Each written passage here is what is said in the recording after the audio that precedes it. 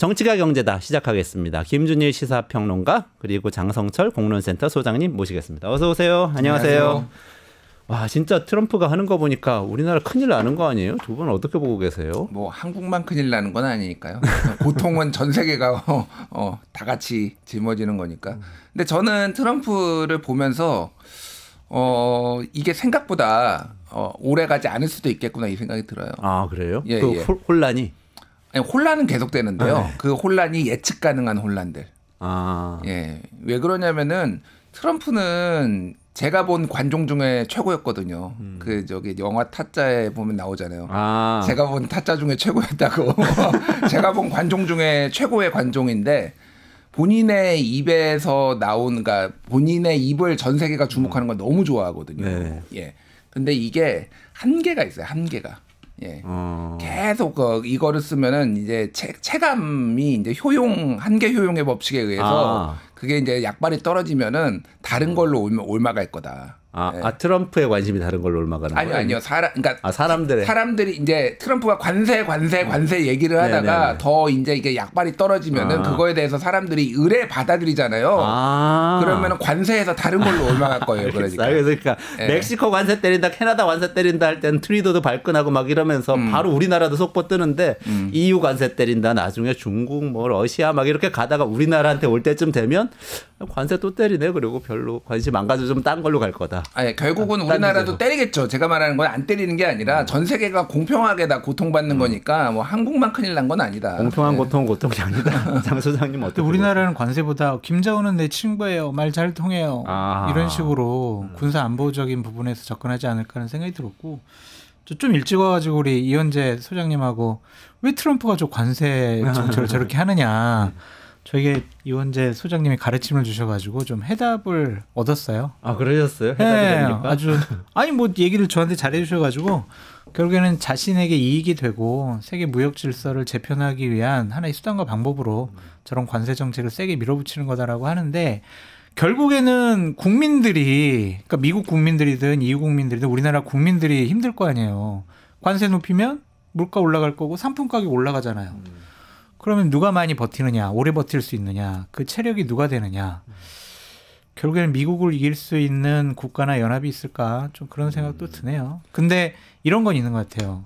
미국은 세계 지도자적인 국가고 그래도 민주주의와 여러 가지 정의 이런 것들을 실현시키기 위한 유일한 천조국, 가장 중요한 국가라고 생각을 했는데 저렇게 되면은 미국에 대한 신뢰나 존경 이런 마음들은 없어질 것 같아요. 과연 경제적으로는 이득을 얻을 수 있겠지만은 심리적으로 그 존중이라는 그런 세계 지도자의 국가로서는 그 지위를 잃어버릴 수가 있다. 그런 생각도 들더라고요. 그거 포기한 것 같은데. 포기한 것 같아요. 세계 경찰 국가, 뭐 자유 세계 지도자, 이건 됐고 우리는 관세 많이 받아가지고 잘 먹고 잘 살겠어. 일단 그렇게 간 것 같고 관세라는 게 사실 근데 역사적으로 보면 치킨 게임이잖아요. 잘 아시겠지만 한 나라가 관세 올리면 다른 나라도 그러니까요. 올려야 되고 자기 국내 정치적으로도 그럴 수밖에 없잖아요. 미국이 우리한테 만약에 50% 관세 딱 얘기하면 우리나라 대통령도 얘기할 수밖에 없어요. 안 그러면 바로 정말 탄핵될지도 모르니까 막 이렇게 가다가 막 그러면 서로 인플레이션이 막 일어나거든요. 수입 물가 올라가니까 끝까지 버틸 수 있는 국가가 이기는 거예요. 결국은 못 버티는 경제력이 원래 좀 취약한 국가가 가가지고 싹싹 빌면서 이러지 말고 우리 잘 풀어보시자. AI? 그거는 당신들 마음대로 하고 농산물? 그래 다 보호해 줄 테니까 관세는 이제 전체적으로 매기는 건 좀 풉시다. 이렇게 하면서 무역 질서가 막 새로 바뀌는 거예요.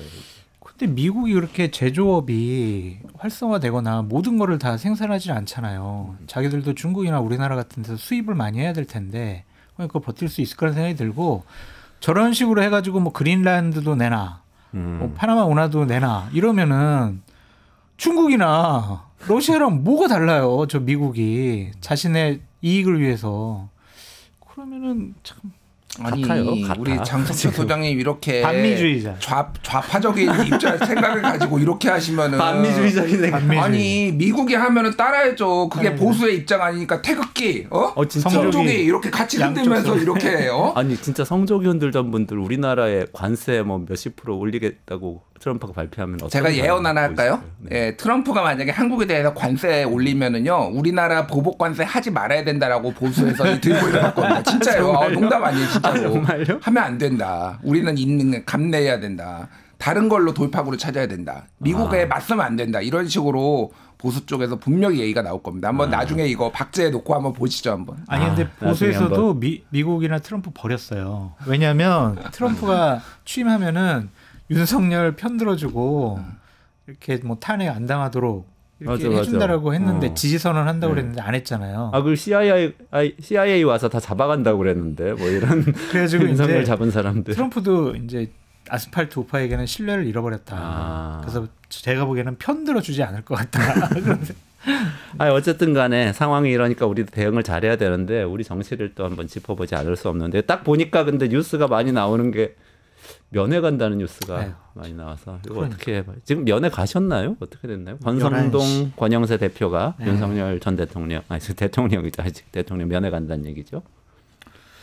아주 우연치 않게 권성동 원내대표가 가는데 아주 우연치 않게 권영세 비대위원장도 가고 아주 개인적인 위로 차원에서 개인적 인연으로 이제 간다라고 얘기를 했어요. 예.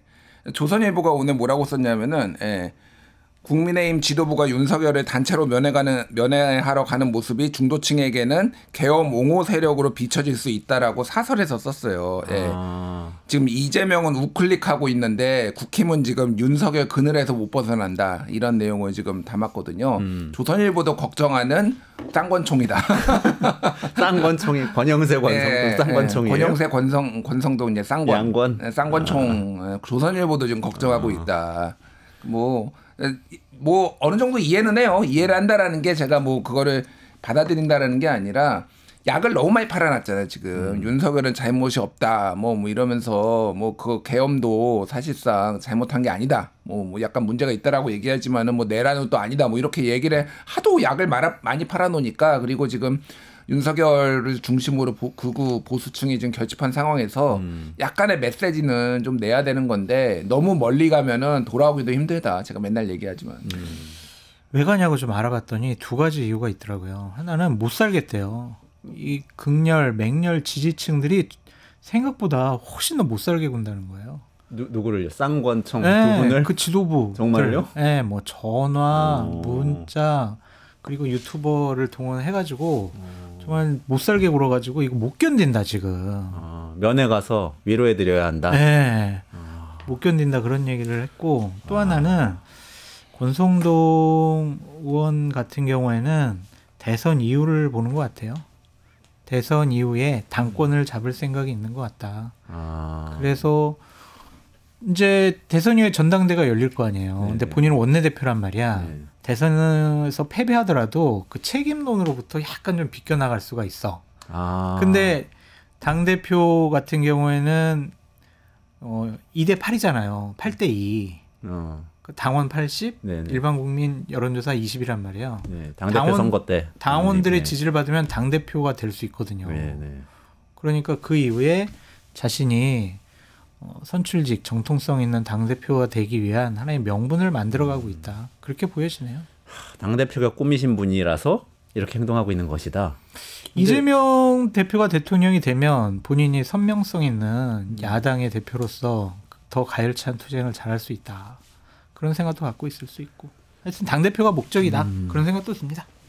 개인 자격이라는 게 암시하는 뜻이 있네요. 개인 자격으로 개인적인 이 용무가 있다. 이런 뜻이네요. 당대표 될 용무가 있다. 말장난이죠. 어떻게 지금 당의 원내대표가 그리고 권영세 비대위원장보다 훨씬 더 당에 대한 주도권과 결정권이 강하다고 생각이 되는 권성동 원내대표가 개인 자격이라고요?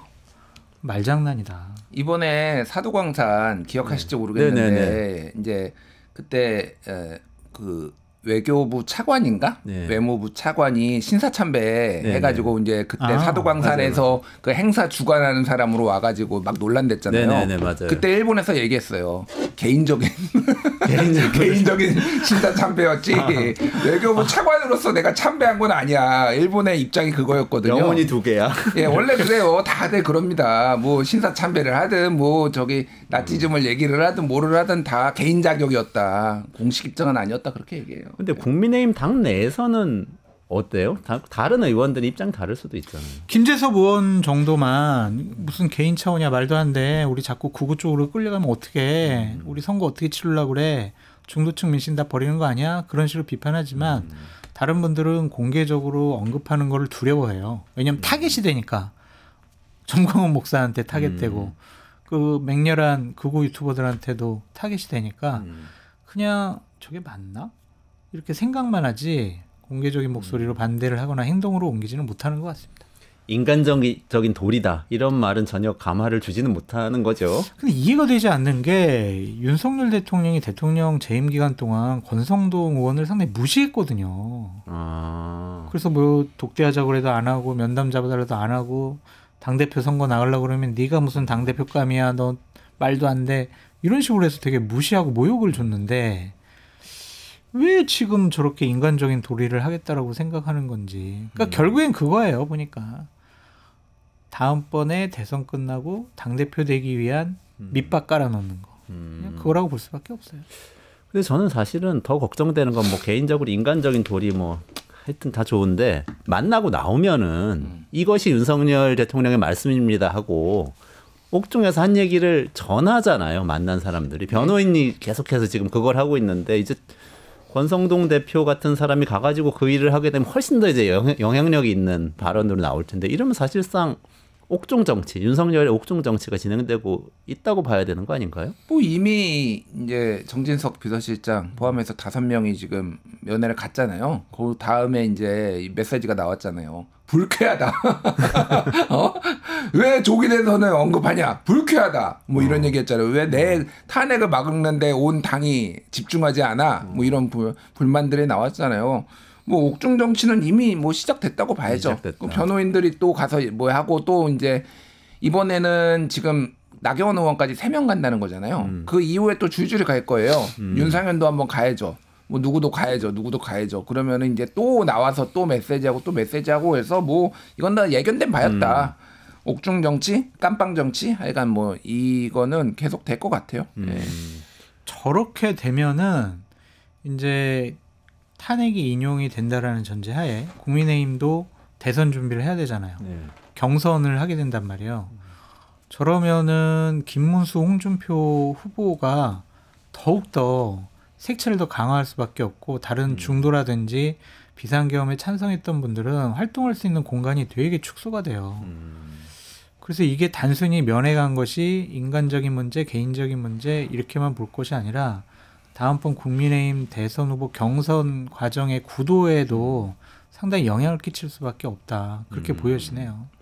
지금 그러면 실제로 김문수 장관 같은 경우에 후보로 당선될 가능성이 높은 건가요? 실제로? 여론조사들을 다 쭉을 보면 국민의힘 지지층이나 보수 지지층에서 많게는 40%, 적게는 20% 정도의 지지를 김문수 후보가 받아요. 다른 후보들은 그냥 10% 내외, 뭐 아니면 한 자리 숫자 이렇게 받는단 말이에요. 그러면 국민의힘 당원들이 뭐 윤석열 대통령이 된 이후에 대폭적으로 늘어나긴 했지만 국민의힘 지지층은 대통령 탄핵 반대하는 사람들이 50%가 넘잖아요. 그러면 그 입장을 대변하는 김문수, 홍준표 상대적으로 김문수 후보가 지금 뜨고 있잖아요. 그럼 김문수 후보가 당선될 가능성이 많겠죠. 저는 그래도 그동안 주옥 같은 말들을 너무 많이 말씀하셨기 때문에 그 말과 행동이 알려지게 되고 당원들과 국민들에게 밝혀지게 되면 조금 떨어질 수는 있겠지만 현재 구도상을 보면 윤석열 대통령 억울해. 이런 나쁜 사람들 왜 탄핵시켜? 그걸 대변하는 사람 누구야? 김문수? 좋아, 김문수 해줘. 이렇게 갈 가능성이 높아 보인다라는 생각이 듭니다. 지금 경선 룰도 그렇게 돼 있나요? 대선 후보 경선 50대 50. 50대 50이면 뭐 그때 바뀌었는데 보통 50대 50 했어요. 네. 그러면 그래도 만약에 당원들 사이에서 40% 지지를 받는다고 해도 국민 전체로 봤을 때 그만큼 또 지지를 받는 국민 지지가 그 정도 40% 정도 되는 다른 후보가 있으면은 그게 안 돼요. 왜냐하면은 일반 국민 여론조사가 국민의힘 지지층과 무당층 그 대상으로만 조사를 해요. 저 민주당 지지자인데요. 그러면은 죄송합니다. 조사 대상 아니에요. 이렇게 역선택 방지 조항을 그걸 제해버려요. 국민의힘 지지층이 거의 당원이랑 비슷하단 말이에요. 성향이. 그렇기 때문에 김문수 후보가 가장 유리할 수밖에 없다. 김문수 국민의힘 대통령 후보 이렇게 될 가능성도 높아 보인다. 그런 생각이 들어요.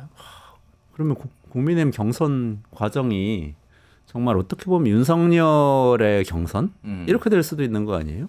재밌을 것 같아요, 저는. 네, 굉장히 재밌을 것 같아요. 사실 저는 김문수 후보 가능성을 배제하지는 않는데 그렇게 높게 보진 않아요. 그래요? 한 20% 정도. 김문수 후보 한 20% 정도 보고요.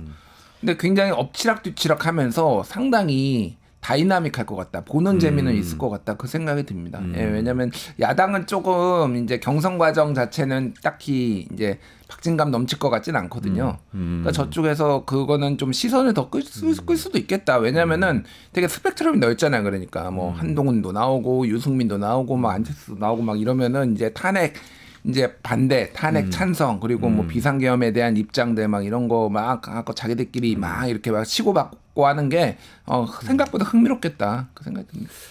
그렇게 탄핵 말씀을 하시니까 지금 또 국민의힘 지도부에서 하는 얘기를 보면은 문영배 헌법재판소 소장 대행을 계속 공격을 하잖아요. 좌파고 뭐 블로그에 뭐 이렇게 블로그에 무슨 진보적인 책 읽고 글을 올렸다 이런 얘기를 하면서 공격을 하는데 이게 심상치 않은 것 같아요. 이게 혹시라도 탄핵이 지금 인용될 가능성이 높다고 두 분 다 계속 말씀을 해주셨는데 인용되더라도 불복한 상태에서 대선을 국민의힘이 치르게 되는 이런 상황이 될 수도 있는 건가요? 말로는 불복은 하진 않을 거예요. 말로는 불복을 안 하는데 정서적, 심리적 그리고 교묘하게 하지만은 헌재 결정을 우리가 받아들여야 되지만은 하지만은 문제가 없었는지 되짚어봐야 된다. 인적 구성에 문제가 있었다. 이런 거는 우리가 다음에 집권하면 우리가 다 뜯어 고치겠다. 뭐 이런 얘기들 하고 뭐 일부에서는 당의 공식 입장은 불복하지 않겠지만은 상당수가 이제 선전선동하는 방식으로 저는 다른 거보다도 당일날 진짜 사람 죽을까봐 제일 걱정이에요, 솔직히. 그때 박근혜 대통령 탄핵됐을 때도 한 5명 죽었거든요. 예, 뭐 자기들끼리 뭐 스피커 막 충돌해가지고 스피커 쓰러져가지고 막 깔려 죽고 뭐 이런 스피커 떨어지는 사고 있었죠. 예, 막 이런 난리들이 있었어요. 지금 제가 보기엔 그때도 사실은 일부 이제 그런 선동이 없었음에도 불구하고 그랬는데 지금은 제가 보기에는 이거 큰일 나겠다 진짜로. 지금 근데 국민의힘이 지금 거의 뭐 저는 거의 선동이나 마찬가지라고 보거든요. 지금 뭐 헌법재판관인데 뭐 이념 성향이 어떤 저쩌느니 난 너무 웃겨요. 진짜 그거 보고 있으면은. 그거 정말 어떻게 이해해야 돼요? 와, 방송에 적격한 건지 모르겠는데 미친 X들이다. 제가 보기에는. 그러니까 제가 진짜 물어보고 싶은데 진보가 한 3명 있으면 안 되나요? 9명 중에서? 아니 무슨 9명이 다 8명 9명이 다 진보 성향이거나 다 보수 성향이거나 그것도 어쨌든 그 사회의 정치 성향을 반영하는 거거든요. 대통령 3명, 대법원장 3명, 국회 3명이 이렇게 만드는 거잖아요. 그거를 추천해서 만드는 그렇게 거죠. 막 구성의 그 사회의 각양각색의 어떤 이념적 분포, 사람들의 생각 이런 것들을 반영을 해서 그 시대상을 반영을 해서 만드는 거잖아요. 이 구성을 하는 거잖아요. 있으면 안 되나요? 진보가 3명 정도 있으면은? 우리나라에 그래서 3분의 1 정도는 충분히 국민들 중에도 있는 것 같은데. 대법원은 아니 그러니까 법원은 그래서 3심제라는 거 하잖아요. 그래서 네네. 근데 이거는 단심제니까 헌재는 징계 절차 이거는 이제 단심제니까 그래서 허들을 높여놨잖아요. 9명 중에 6명. 6명이. 예, 8명 지금 현재 8명인데 뭐 한 명이 될지 안 될지 모르겠으나 6명으로 높여놨잖아요. 이거 자체가 그러면 탄핵이 인용된다라는 거는요. 그 세 문제가 지금 국힘에서 문제를 삼고 있는 제가 보기에는 아무런 문제가 없지만 그 3명 더하기 3명 이상 이 탄핵에 찬성하는 거 저는 그리고 만장일치 나올 거라고 봅니다. 이거는 헌재에서 이거는 굉장히 신중하게 이거를 가르기 시작하면은 난리 날 거다. 그래서 치열한 논의를 할 거라고 봐요. 근데 어쨌든 최소한 그러면은 보수에서 한 3명 인정한다는 거 아니에요. 그럼에도 그렇죠. 불구하고 그거 못 믿겠다라고 하면은 어떻게 되느냐. 이건 심각하다 제가 보기엔 진짜로. 예. 저는 김주일 평론가님과 생각이 다른 게 국민의힘이 탄핵 인용되더라도 말로는 이거 우리가 존중이나 받아들이지 못하겠다고 할 것 같아요. 이건 안 된다 말도 안 된다. 불복을 말로는 불복한다. 말로는 불복하고 행동으로는 그래 어쨌든 어쩔 수 없죠. 우리가 그냥 일단은 대선 치러야 되니까 준비하겠다 이렇게 할 거는 같은데 여론 민심의 재판장에서는 이것은 탄핵 무효다 막 이렇게 인정하지 않는 모습을 보일 것 같고 저도 김준일 평론가님 생각 똑같은 거는 아니 성향이 다른 사람들 재판관이 있다고 그래서 그것을 인정하지 못하겠다고 그러고 저 사람은 진보 성향이니까 임명하면 안 된다라고 하는 게 좀 말이 안 된다고 생각이 들거든요. 헌법재판관들이 다양한 정치적인 성향과 경험을 갖고 우리가 이 시점에서 어떠한 대한민국 사회의 가치를 선택을 할 것이냐 그것을 상호 토론과 합의를 통해서 이끌어내도록 하는 게 헌재 심판이잖아요. 그런데 무지개 색깔에서 파란 색깔이 있다고 그래가지고 야 이거는 무지개 이거 문제 있어 이렇게 얘기하는 것은 그걸 지적하는 사람들 자체가 상당히 문제가 있다라고 보여지는데 저는 정계선 재판관과 관련해서는 조금 좀 그러니까 자격이 없다가 아니라 오해를 사지 않을 행동을 하면 좋지 않을까라는 좀 생각은 좀 들어요. 그러니까 다른 두 분들 같은 경우에 과거에 SNS상에서 뭐 이재명 대표랑 뭐 친하게 지냈니 안부 물었니 이런 것은 시비를 위한 시비인데 정계선 재판 같은 경우에는 남편이 지금 국회 탄핵소추위원회의 변호사로 활동하고 있는 김희수 전 헌법재판관과 같이 공익단체에서 같이 활동을 하고 있잖아요. 그러니까 이제 국민의힘이나 보수 쪽에서 공격을 하는 거죠. 이게 뭐냐, 너희들 잘못된 거 아니냐.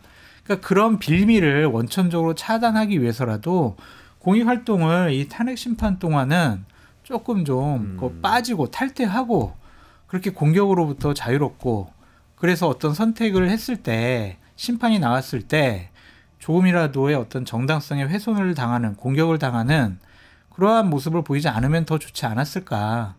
그런데 그거를 가지고 정계선 너도 자격 없어. 그런 거는 너무 무리가 있다. 근데 도리상 그런 것들은 좀 빠지는 게 어떨까. 그런 생각도 해봤습니다. 남편이요? 네. 남편이 활동을 좀 우리 아내가 그렇게 요구하면 전 절대 받아들이지 못할 것 같은데. 저는 이거는 조금 위험한 거가 아주 안 좋은 선례를 남기는 거예요. 그러니까 회피, 뭐 제척, 기피 뭐 이런 게 이제 있거든요. 근데 거기에 이 사유가 해당이 안 돼요. 그러니까 그리고 윤석열 그 정계선 그 대통령 정계선 남편이 정계선 재판관 남편이 충한 거예요 또. 그러면 뭐 쌤쌤이라고 치고. 그러니까 이게 아주 안 좋은 선례예요. 충암고 출신인데. 네, 충암고 출신이니까. 그러니까 제가 말씀드리는 건 뭐냐면은 서울대 법대도 다 빠져야 됩니까? 서울대 법대도 7명에 9명 중에서 7명, 8명 중에서 7명이에요 지금. 그러니까 말이 안 되는구나. 이런 식으로 하면은요 앞으로 뭐 있을 때마다 헌법재판관들한테 어디 뭐가 관련돼 있다, 뭐가 있다라고 하면서. 재판관 본인이 직접적으로 문제가 되면은 저는 그거는 당연히 이의 제기를 할 만한 데고 이미 이의 제기를 했는데 헌재에서 이거는 기각했거든요. 그러니까 회피를 뭐 본인이 스스로 지금 해야 될 사유가 저는 아니라고 봐요. 이거는 그렇게 따지면은 이건 앞으로 헌법재판소의 모든 재판에 다 문제가 생길 거라고 봅니다. 그러니까 그게 뭐 중대한 결격적인 사유라기보다는 그런 것들을 조금 탈퇴를 하면서. 공격의 빌미를 원천적으로 좀 차단하는 것이 좋지 않을까. 그렇게 생각할 수도 거예요. 있다. 좋습니다. 지금 속보가 하나 들어왔는데 지금 마은혁 재판관이 뜨겁잖아요. 핫 이슈잖아요. 그러니까 8명인데 1명 더 채워달라고 국회에선 선출해서 보냈는데 최상목 대행이 3명 중에 2명만 선임하고 지금 마은혁 재판관 아직 선임 안 한 상태인데 그걸 국회에서 권한쟁의 신청을 했고 헌재에서 오늘 선고를 하기로 했었는데 선고일 변경하는 것도 좀 검토하고 있다.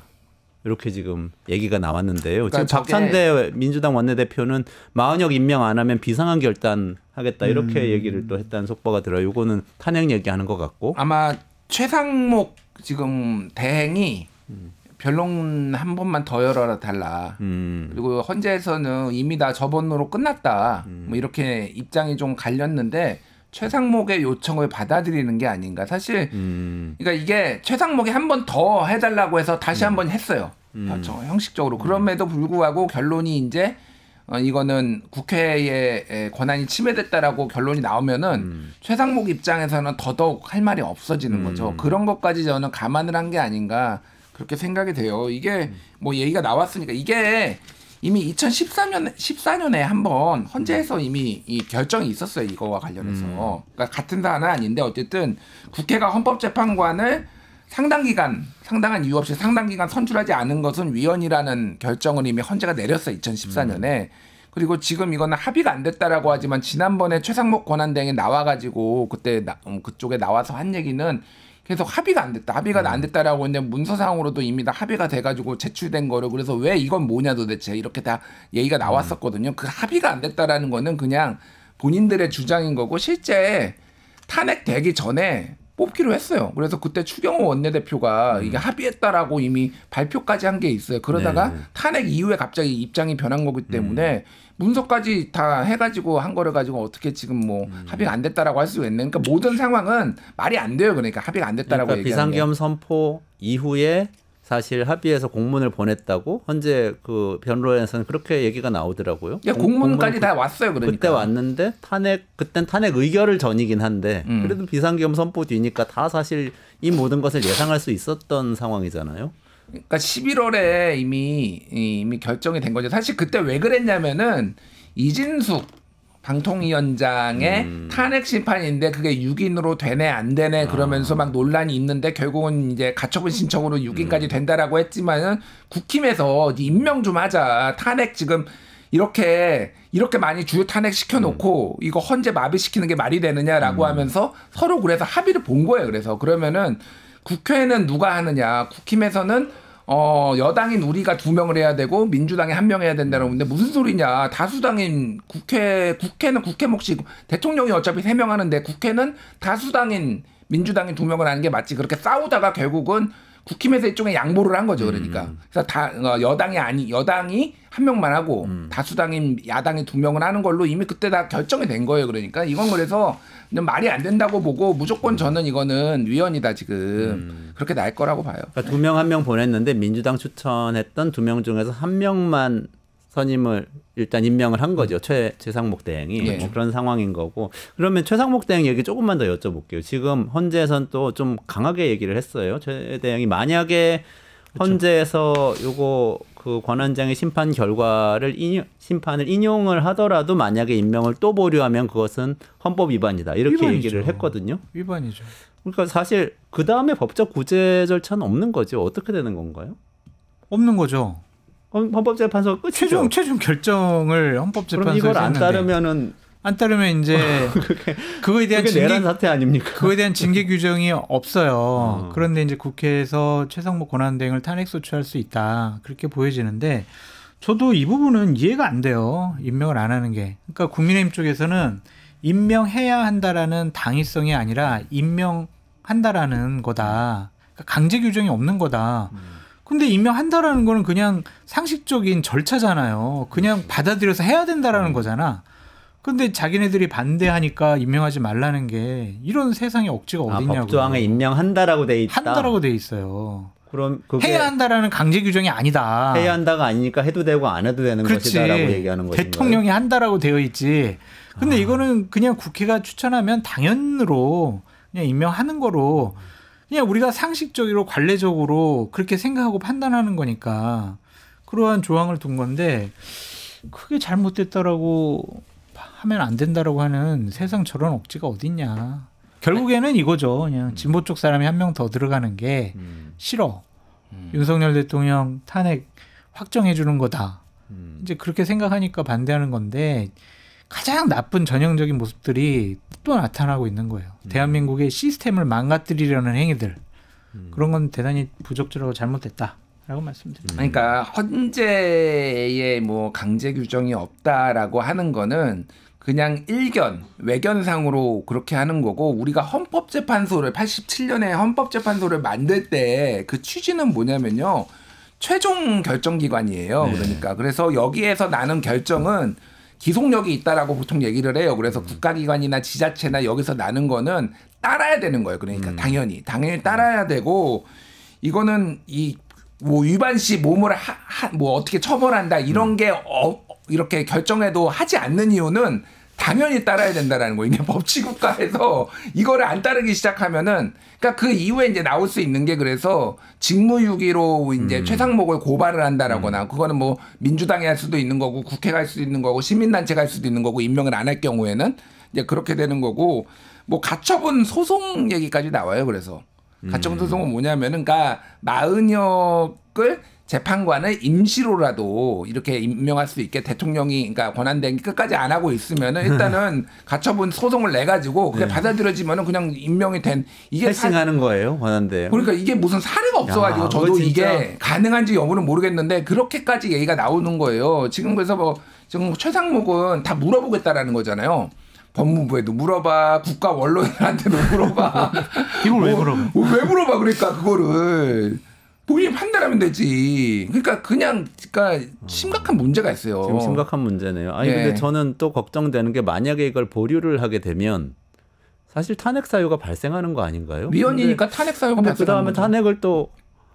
탄핵을 하게 되나요? 근데 또 탄핵하면 또 탄핵된 상태에서 대선을 치르게 될 수가 있잖아요. 탄핵은 참 걱정된 상황이에요. 민주당의 탄핵은 안 할 거라고 보고요. 엄포만 놓치면은 저는 고발은 할 수도 있다고 봅니다. 그러니까 민주당이 안 하 직무유기로 그러면 수사 받아야 되거든요. 그리고 저는 이거 잘못하면은 유죄 나올 수도 있다고 봐요. 나중에 대선 끝나고 정권 바뀌고 나서 다시 다 수사하면은 된다 이렇게 볼 수도 있겠네요. 유죄 나올 수도 있다고 봐요. 그러면 뭐 그게 징역형이 나오지는 않겠지만은 그러면은 최상목은 아마 공직에 뭐 앞으로 아니나 선출직에 못 올 수도 있어서 솔직히 본인이 아마 끝까지 버티기 힘들 거예요. 감옥에 갈 수도 있는 거죠. 아니요, 근데 감옥까지는 안 가요. 이런 거 가지고 감옥에 보내지는 않고요. 일반적으로. 그런데 이제 뭐 집행유예 몇 년 이렇게 진짜 나올 수도 있어요. 이거. 진짜 저도 상식적으로 생각하면 예전에 사회책에 나왔던 것 같아요. 우리나라 권력 분립이 3권 분립으로 돼 있고 입법부, 사법부, 행정부가 있는데 서로 간에 싸우면 그 최종적으로 판단을 하는 게 헌법인데 헌법을 해석하고 그것에 대해서 판정을 내려주는 곳이 헌법재판소다. 이렇게 배운 것 같거든요. 그러니까 입법, 사법, 권력 분립되어 있는 이 기관끼리 싸우면 어떻게 해야 되는지 우리가 절차가 명확하지 않다 보니까 헌재를 만들어 놓은 것 같은데 이거 안 들으면 어떻게 돼야 되냐, 어떻게 해야 되냐 이런 고민을 한다는 것 자체가 조금 민주주의가 무너지는 소리가 들립니다. 맞아요. 대선 이야기 조금만 더 여쭤볼게요. 이제 대선 레이스가 막 시작이 되는 것 같아요. 그래서 아까 김문수 장관이 후보가 될 수 있는 가능성이 꽤 있다고 이제 장 소장은 말씀하셨고 김준일 평론가님은 아닐 수도 있다고. 아니 이거 저도 없다고 보지는 않는데 그냥 제가 수치적으로 제 느낌적인 이거를 뭐 정밀하게 한 건 아닌데 한 20% 정도 가는 거. 그건 낮은 게 아니에요. 왜냐면 이게 후보가 한 8명씩 막 있고 그러는데 그러니까 뭐 저는 이를테면은 김문수보다는 홍준표나 오세훈이 후보가 될 확률이 더 높다라고 개인적으로는 보지만은 그렇다고 그 사람들이 뭐 무슨 70, 80이 되는 건 아니니까. 아니 근데 한동훈은 어디 갔어요? 그때 장 소장님이 예전에 어쨌든 보수주의자로서 볼 때도 팬덤을 가진 보수 정치인은 사실은 잘 없다. 근데 한동훈 대표 그게 있으니까 상당히 잠재력이 있다. 예전에 그렇게 평가해 주신 거 제가 기억하거든요. 다시 등장합니까? 100%입니다. 등장한다. 지금 시점만 보고 있고 대선 출마 의지는 확고하다. 근데 아까 분석대로라면 국민의힘에서 후보되기는 쉽지 않은 거 아닙니까? 아는데 본인은 되게 자신 있어 하더라고요. 그러니까 지난번 당대표 선거 때 내가 뭐 윤석열 대통령하고 사이가 안 좋은 거 알면서도 당원 국민 다 60% 이상의 지지를 보내주지 않았느냐. 그 당원 구성이 바뀌지 않았다. 그러니까 내가 유리하고 나는 스토리가 있다. 비상경 반대하지 않았느냐. 그리고 여러 가지 대통령의 잘못에 대해서 나처럼 지적을 잘한 사람이 누가 있느냐. 난 팬덤층도 있다. 그러한 생각들을 갖고 있어가지고 본인이 이번에 뭐 경선에 나가면 본인이 당선될 거라고 대단히 확신하고 있다. 그렇게 얘기가 전해오더라고요. 아 그래요? 네. 어떻게 보세요? 내부를 뚫는 게 저는 쉬워 보이지는 않는데 저는 한동훈 대표가 본선에서는 상대적인 거니까 경쟁력이 좀 있을 거라고 봐요. 지금 거론되는 국민의힘의 다른 후보들에 그러니까 뭐 비해서 최고로 경쟁력이 있다라고 보기는 어렵지만은 그러니까 두세 손가락 안에 들 거다. 소위 말해서 이제 그 중도표를 좀 가져올 수 있는 제가 보기에는 가장 경쟁력이 있는 사람은 유승민이고요. 근데 세계일보 여론조사 이제 한국갤럽이 한 거니까 상당히 믿을 만하잖아요. 보수 쪽에서 17% 그러니까 보수 후보 중에서 17%가 나왔어요. 근데 김문수도 17을 나왔거든요. 근데 내용을 들여다보면은 김문수는 보수 쪽에서 표를 많이 내가 보수요라고 하는 사람들이 많이 몰아줬고 유승민은 중도 진보 쪽에서 표가 많이 나왔어요. 17%가 나온 거는. 우리 홍준표 시장이 또 한국갤럽은 또 사꾸라다 여론조사 그러면서 또 페이스북에 올렸더라고요. 한 7%가 8% 나왔어요. 본인이 낮게 나와서 항상 그래요. 본인이 낮게 나오면은 항상 딴지를 걸다가 본인이 좀 잘 나오면은 역시 훌륭한 여론조사다 이러시는데 어쨌든 유승민 후보가 그거는 그러니까 전체 국민 중에서 전체 국민 유권자 중에서 17%는 유승민을 지지한다. 17%는 17 유승민 지지한다. 이렇게 나왔다는 거죠. 그렇죠. 그러니까 양자 대결인가요? 아니면 아니요. 전체. 그냥 전체를 놓고 선호하는 다음 대선 주자를 고르세요. 이렇게 얘기한 거죠. 그러니까 이게 본선 경쟁력을 따지면은요. 소위 말해서 중도층에서 얼마나 가져올 수 있느냐. 보수표가 결집이 되면서 그거를 보면은 유승민이 저는 가장 1번으로 유승민이 가장 경쟁력 있다라고 보고 2번, 3번으로 저는 한동훈 오세훈 비슷비슷할 것 같은데 여기가 경쟁력이 있을 거예요. 중도표를 가져오는데 상대적으로. 그런데 이제 유승민하고 한동훈은 조금 그러니까 경선을 뚫기가 좀 쉽지 않아 보이고 그나마 오세훈 시장은 약간 가능성이 있고 지금 한동훈, 오세훈 둘이 손잡는다는 얘기까지 있어요. 그래요? 안 어떻게 잡는데? 어떤 얘기가 나오고 안 잡는데? 안 잡는데. 손잡으면 누가 후보가 될 거냐의 문제가 남잖아요. 그거 지금은 당장은 모르지. 지금 당장은 모르는데 이후에 합종 연행이 가능할 수도 있을 거라고 좀 봐요. 왜냐하면 이제 어차피 되는 사람 안 되는 사람 있으면은 이제 이게 지난번 대선은 8인, 4인 이렇게 해서 한 명 뽑았잖아요. 지난번에 그러니까 윤석열 후보 됐을 때 그때 8인에서 4명 뽑은 다음에 그러니까 1,013명인가 대선 출마 선언을 했는데 그중에서 8명을 추렸고 그중에서 4명을 추렸고 4명이 이제 홍준표, 윤석열, 유승민, 원희룡 이렇게 4명이 됐잖아요. 지금도 지금 8인, 4인이 됐지 아니면 6인, 3인이 됐지 제가 모르겠어요. 그건 모르겠는데 어쨌든 여기에서 이를테면 한동훈 오세훈이 미략을 하고 최종 3인에 올라가는 사람을 밀어주자 예를 들면 이렇게 될 수도 있어요. 왜냐하면 누군가 대통령이 되면은 누군가는 또 서울시장을 노리든 뭐가 됐든 뭐 이렇게 또 될 수도 있는 거니까 하여간 그런 류의 가능성이 저는 있다. 그런 합종연행 가능성도 있다. 제가 들은 루머는 이런 게 있어요. 뭡니까? 팩트 체크 좀 해주세요. 태극기 부대가 분열됐다. 여의도파고 광화문파로 쪼개졌는데 지금 뭐 유명 강사였는지 아니는지 제가 잘 모르겠는데 하여튼 전모 씨가 있잖아요. 전한길? 그분은 여의도로 가 있고 그 정광훈 목사는 광화문에 여전히 있는데 여의도파가 지금 한동훈 대표를 지지할 가능성도 있다. 그 신혜식 씨가 상당히 모든 욕설을 동원해가지고 전한길 씨를 욕을 하고 그쪽에 대해서 상당하게 격앙돼 있더라고요. 신혜식, 고성국, 배승희, 홍철기 이봉규 이런 사람들은 한 팀, 반 한동훈파. 이제 새로운 한동훈파가 이제 나올 수도 있어 보이는데 망한 전형적인 모습이죠. 그렇게 국으로 가는 사람들이 또 거기서 분열을 하고 거기서 또 지지하는 사람, 지지하지 않는 사람을 서로 욕하고 이거 뭐 대선 치르는 게 무슨 의미가 있겠냐 그런 생각이 들고요. 어쨌든 당원 당규가 개정되지 않는 한 저는 김준일 평론가님과 생각이 좀 다르게 김문수 후보가 대선 후보가 될 가능성이 상당히 높다.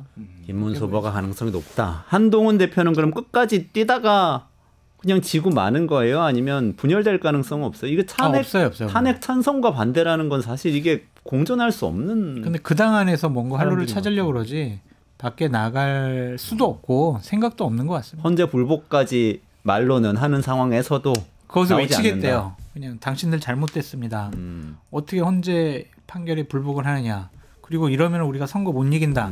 이런 외로운 외침을 더 강하게 하겠다. 국민의힘 경선 끝까지 뛴다. 어쨌든 끝까지 이런 얘기 하더라고요. 절대로 뭐 외부 이탈은 없을 것 같아요. 이준석 대표도 대선 출마 선언 비슷한 걸 했어요. 확실한 출마 선언 아닌 것 같아요. 사실상 나가겠다고 한 거죠. 잠재력 얼마나 있을까요?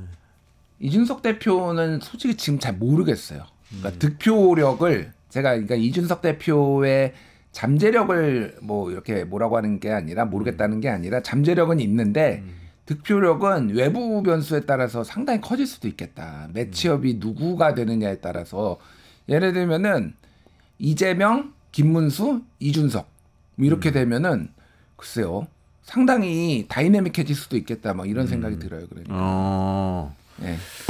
왜냐하면은 이게 비호감도가 양 진영이 다 세기 때문에. 그 진영은 또 뭉칠 수가 있는데 거기에서 이게 또 이준석이 또 득표력을 좀 발휘할 수도 있겠다. 근데 이게 결국은 그 지지 어떤 성향, 사람들 성향을 분석해 보면은 민주당에서 상당히 표를 가져와야 돼요. 이준석이 예를 들면 의미 있는 숫자를 가져오려면은 지금 보수에서도 마찬가지지만 당연히 그러면 민주당의 온건 지지층이 이준석한테 표를 줄 만한 이유가 있을까 지금 상황에서? 예를 들면 민주당은 뭉칠 것 같은데요. 아무래도. 민주당 열성 지지자는 어차피 이준석 쳐다보지도 않고 이준석 싫어하니까. 그런데 이제 좀 중도적인 지지자들. 중도적이라고 하지만은 사실은 우리가 보통 중도를 30% 보잖아요.